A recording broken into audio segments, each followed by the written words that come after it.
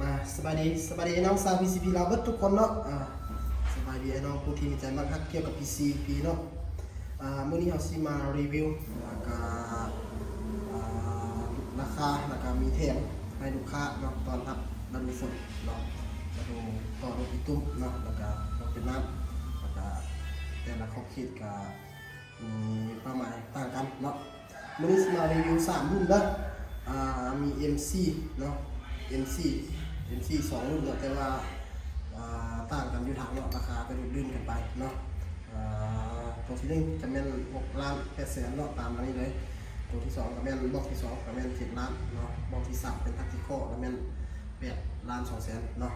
ฝากไอ้น้องกดติดตามช่อง YouTube เด้อกดติดตามช่อง YouTube เนาะเพื่อจะได้เห็นคลิปวิดีโอใหม่ๆของเราเนาะแล้วก็ ว่าเขาจะแถมอย่างแน่แล้วก็ลดราคาอย่างแน่เนาะไปเลยเราเข้าเนื้อหาบอกทีนึงเนาะเป็น MC เนาะของงานไซงอนเนาะ MC เป็นงานไซงอนแท้เนาะขับทายได้เนาะส่วนการใช้งานอย่างต่างๆแต่ละคลิปเขาก็เว้าเนาะ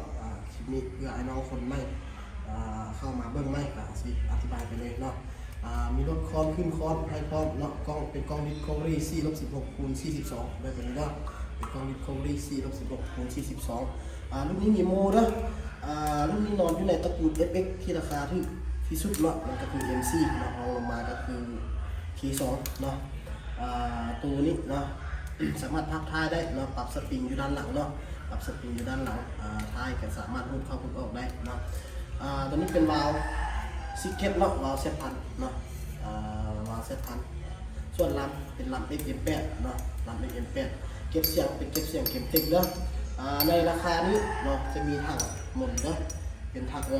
อลูกลตัดเนาะเป็นถังอลูกลตัดเนาะส่วนตัวนี้ก็คือกันเลยเนาะต่างแต่ว่าเป็นถังหมุนเนาะตัวนี้เป็นถังหมุนเนาะ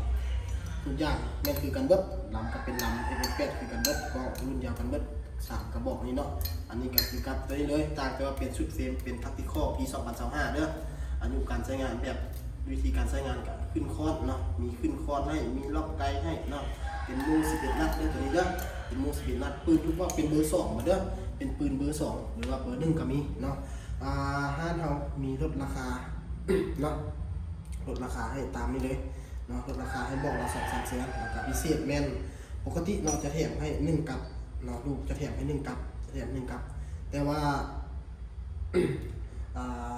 ตอนครับเราดูฝนเนาะเราจะแถมให้1 กิโลเนาะ1 กิโลจะตกอยู่ประมาณ1,000 ปลายลูก3 กับปลายนะลูกเนาะตกอยู่ประมาณ3 กับปลายนะลูกไอ้น้องซื้อปืนช่วงนี้จะได้ลดราคาบอกว่าประมาณ2-3 แสนแล้วก็แถมลูกให้อีก1 กิโลเนาะแถมลูกให้อีก1 กิโลแล้วก็ย้ำไอ้น้องเนาะผู้ที่สั่งเครื่องเนาะไปเช็คกฎการรายละเอียดทั้งหมดเนาะเช็คเครดิตเช็ครายละเอียดเนาะเบิ่งให้ละเอียด เพื่อบ่ให้เป็นเครื่องมือต่อกับมิจฉาชีพเนาะเพราะฉะนั้นแล้วให้เช็คเครดิตดีๆเพื่อความปลอดภัยทั้ง2 ฝ่ายเนาะทางเขาได้และก็ทางกันได้เพราะว่าเหตุการณ์บางขอบเขตกับเข่งลงไปแล้วเนาะคือนครหลวงสิกับเข่งและนครหลวงนะเพราะฉะนั้นแล้วให้ทุกคนให้มีสติว่าเขาเข้าใจว่าเขาซื้อขายกันเนาะเพราะฉะนั้นแล้วมือนั้นที่เราได้แจ้งไปเนาะว่าห้างเขาจะมีเก็บปลายทางเนาะแต่ว่า เขาจะมาเปลี่ยนอะไรว่าแม่นบ่มีเก็บปลายทางเนาะขึ้นกับเงื่อนไขเนาะไอ้น้องใจเขาก็อยากให้ไอ้น้องเก็บเงื่อนไขมีเก็บปลายทางแหละแต่ว่ามีเหตุการณ์เนาะลูกค้าสั่งเครื่องแล้วเนาะสั่งเครื่องไปฮอดปลายทางแล้ว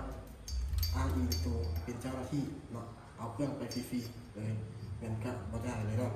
เพราะมีเหตุการณ์เนาะเหตุการณ์เพราะฉะนั้นแล้วเราจะรีบเลี้ยงหนักที่สุดเนาะรีบเลี้ยงหนักที่สุดแต่ว่าเงื่อนไขอย่างต่างๆถ้าลูกค้าสนใจให้ติดต่อมาตามเบอร์โทรที่เราฝากไว้หน้าจอโทรศัพท์เด้อติดต่อมารายละเอียดอย่างเราลงกันได้เนาะลงกันเนาะ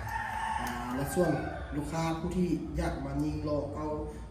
อยู่ห้างเลยแม่นเราบอกฮับเด้อบ่มีเปิดหน้าห้างเนาะไอ้น้องทุกคนต้องเข้าใจว่าเขาซื้อขายอย่างกันเนาะเป็นปืนเป็นอย่างเราซื้อขายอย่างกันเนาะเจ้าสิมาลองเอาคือเสื้อหรือผ้านี่บ่ได้ว่าง่ายๆเครื่องเราห้ามประกันให้1 ปีเต็มในกรณีเอาไปเนาะอยู่ห้างนี่เขายิง ความไวแรงเสมอกันแล้วในกอแล้วนี่เอาไปเขาครับอันนี้1 ปีเต็มกุ้มมาได้เปลี่ยนลำได้ เปลี่ยนลำได้สบายเลยเนาะจะเปลี่ยนลำเปลี่ยนได้ครับเปลี่ยนให้ได้เลยเนาะลำเนาะจะถือว่าจะเปลี่ยนถือว่าเปลี่ยนได้เอาใจลูกค้าเต็มที่เลยเนาะไอ้น้องคนใดสนใจติดต่อมาตามเบอร์โทรที่ตรงหน้าจอแล้วขอบใจ